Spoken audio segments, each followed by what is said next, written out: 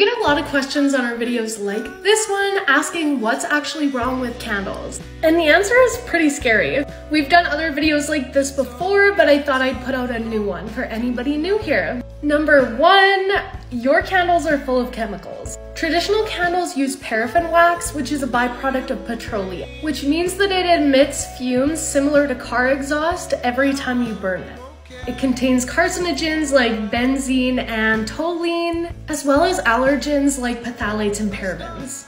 It's just a whole lot of stuff you don't want to be breathing in.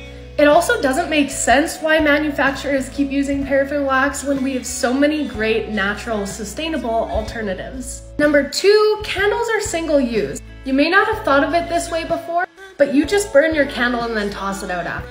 They're disposable. We wanted to create a clean and sustainable candle, and that's how our clean candle refill kits were born.